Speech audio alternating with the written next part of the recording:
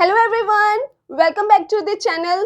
तो स्टूडेंट्स, हमने स्टार्ट कर रहा था chapter number 3 public private and global enterprises, जिसमें हमने देखा था कि पब्लिक एंटरप्राइजेस के 3 टाइप्स होती हैं। ऑलरेडी हम 2 टाइप्स अपने प्रीवियस लेक्चर्स में कंप्लीट कर चुके हैं, that is departmental undertaking and public corporations.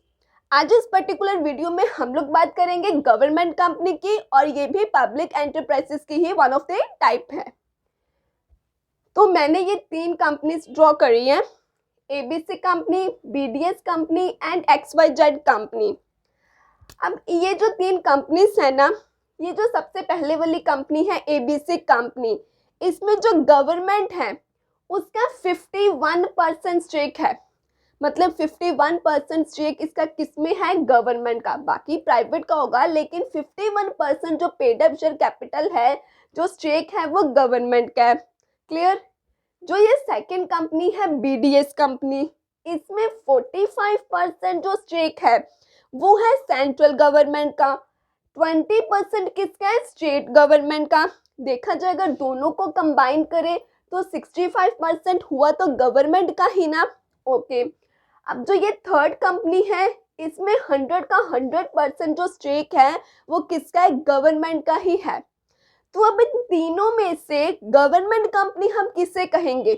हम तीनों को ही गवर्नमेंट कंपनी बोलेंगे, क्योंकि गवर्नमेंट कंपनी वो कंपनी होती है जिसमें एटलीस्ट मतलब मिनिमम 51% जो पेड अप शेयर कैपिटल है, जो स्टेक है, वो किसका हो? गवर्नमेंट का हो। तो फर्स्ट कंपनी में 51% है, तो इट मीन्स ये क्या हुई? Government company. सेकंड में देखो है तो 45 और 20, लेकिन अगर सेंट्रल गवर्नमेंट और स्टेट गवर्नमेंट दोनों का कंबाइन करके देखा जाए तो 51 और 51 से ज़्यादा ही है, 65% तो गवर्नमेंट का ही बन रहा है ना।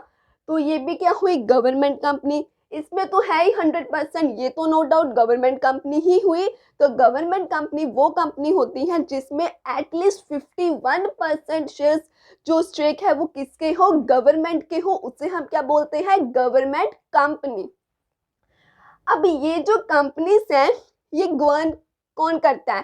कंपनीज एक्ट 2013, मतलब कंपनीज एक्ट 2013 की जो प्रोविजंस होती हैं वो इन कंपनीज पर एप्लीकेबल होती हैं। For example, steel authority of India, Bharat petroleum, state trading corporation, Indian oil, ये सभी किसकी एग्जाम्पल्स है? गवर्नमेंट कंपनीज की। तो आप लोग अपने एग्जाम्स में एग्जाम्पल्स जरूर लिख कर आया करो। इससे एक तो आपका क्वेश्चन जो आंसर है वो अट्रैक्टिव बनता है, प्लस आपको मार्क्स भी अच्छे मिलते हैं। तो ये थी गवर्नमेंट कंपनी। अब इसकी बात करते हैं इसके फीचर्स की। सबसे पहले तो इनकॉर्पोरेशन। हमने स्टैट्यूटरी कॉर्पोरेशन, जिसे पब्लिक कॉर्पोरेशन भी कहते हैं, उसमें क्या पढ़ा था कि पार्लियामेंट में या फिर स्टेट लेजिस्लेचर में एक स्पेशल एक्ट पास होता है। वो एक्ट पास होने के बाद ही क्या है? कंपनी फॉर्म, वो कॉर्पोरेशन जो है वो फॉर्म होती है। लेकिन यहाँ पर ऐसा नहीं होता है, यहाँ पर आपको स्पेशल एक्ट पास करवाने की ज़रूरत नहीं पड़ती है। मतलब यहाँ पर क्योंकि किसके प्रोविजंस एप्लीकेबल होते हैं? कंपनीज एक्ट के। तो कंपनीज एक्ट में जैसे बाकी कंपनीज इनकॉर्पोरेट होती हैं, ऐसे गवर्नमेंट कंपनी भी इनकॉर्पोरेट होती हैं। मतलब यहाँ पर आपको अपने जो इंपॉर्टेंट डॉक्यूमेंट्स रहते हैं, memorandum of association, article of association, ये आपको क्या है? रजिस्टर ऑफ कंपनी के पास फाइल करवाने पड़ते हैं। फिर आपको सर्टिफिकेट ऑफ इनकॉर्पोरेशन मिलता है। फिर आपकी कंपनी क्या होती है? फॉर्म होती है। तो गवर्नमेंट कंपनी में कंपनीज एक्ट के प्रोविजंस लगते हैं, उसके अकॉर्डिंगली ये रजिस्टर्ड होती हैं। यहाँ पर आपको कोई स्पेशल एक्ट पास करना नहीं रहता है। नेक्स्ट है सेपरेट लीगल एंटिटी।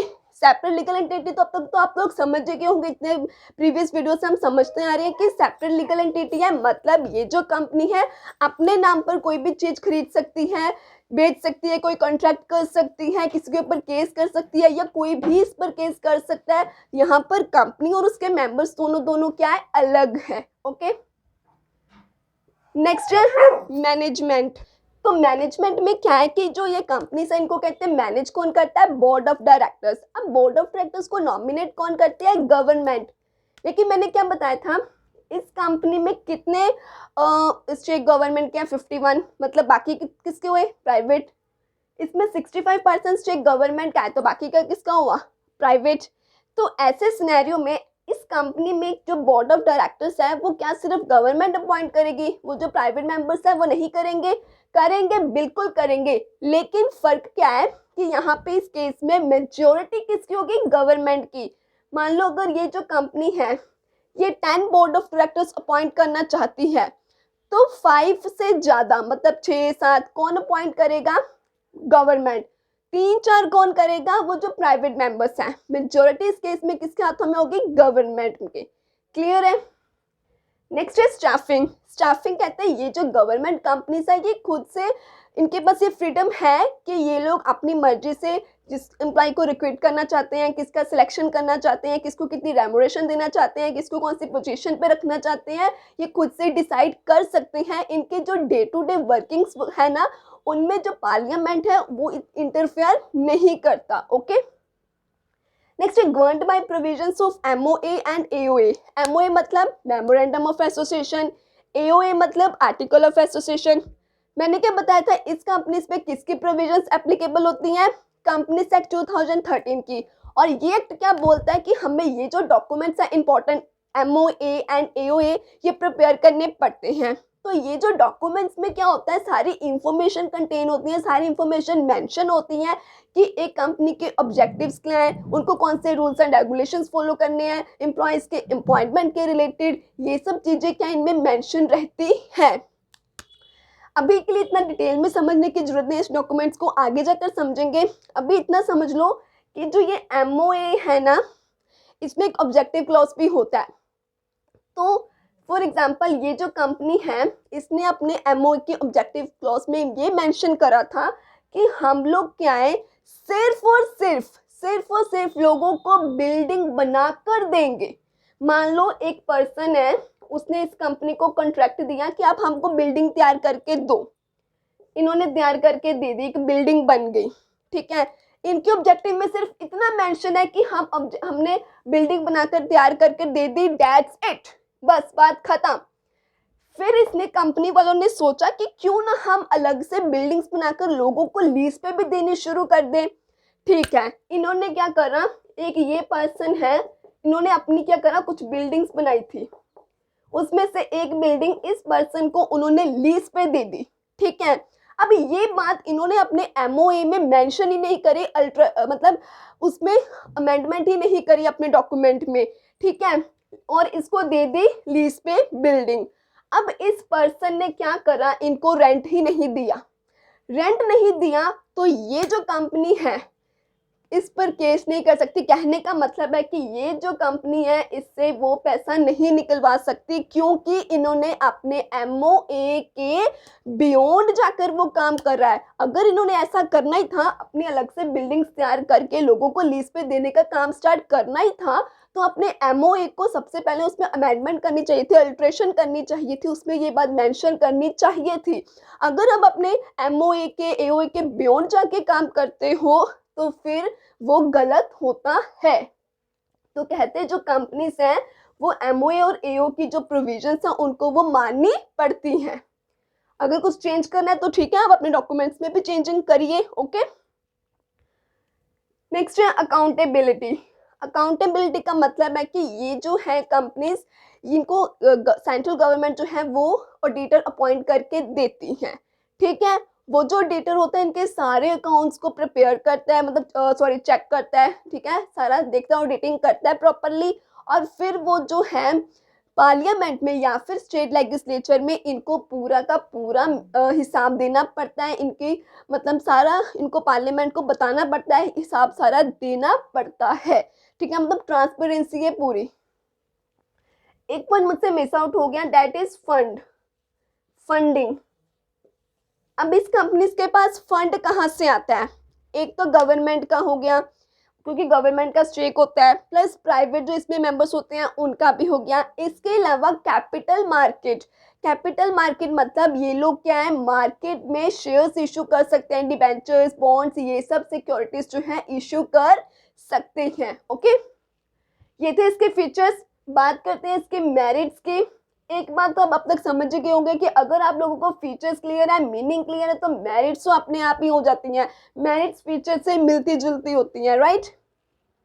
तो क्या है इजी फॉर्मेशन, मैंने जैसे सब बताया था आपको कि यहाँ पर आपको एक स्पेशल एक्ट पास कराना नहीं होता है, सिर्फ जो कंपनीज एक्ट की जो प्रोविजंस हैं वो आपके ऊपर एप्लीकेबल होती हैं, उसके अकॉर्डिंगली आप लोग क्या इनकॉर्पोरेशन करवाते हो, रजिस्ट्रेशन करवाते हो। यहाँ पे आपको पार्लियामेंट में जाके कोई स्पेशल एक्ट नहीं पास करवाना पड़ता। ओके, नेक्स्ट है ऑपरेशनल ऑटोनॉमी, मतलब यहाँ पर आपके पास अपने इंटरनल जो भी आप अपने ऑपरेशंस करते हो उसकी आपके पास फ्रीडम है। मतलब ये जो कंपनी है रिक्रूटमेंट करनी है, ठीक है, सिलेक्शन करनी है, मैं इसको वेजेस देने हैं, जो भी फंक्शनिंग करनी है ये कर सकती हैं। इनके जो डे टू डे फंक्शंस होते हैं उसमें जो पार्लियामेंट है वो अपनी तामझाम नहीं करता है, अपने इंटरफेरेंस नहीं करता है।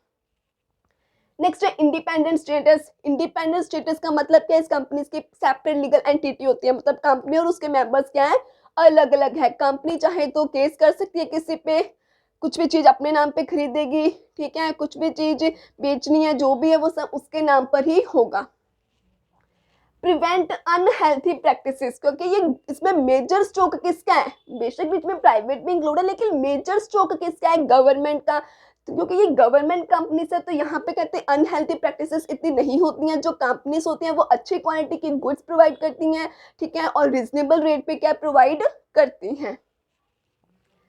अब इसके लिमिटेशंस, डीमेरिट्स क्या है, सबसे पहले तो कहते हैं फ्रीडम ओनली इन नेम। हम जो कहते हैं कि सारी की सारी फ्रीडम है, देखा जाए तो कहते हैं नहीं है।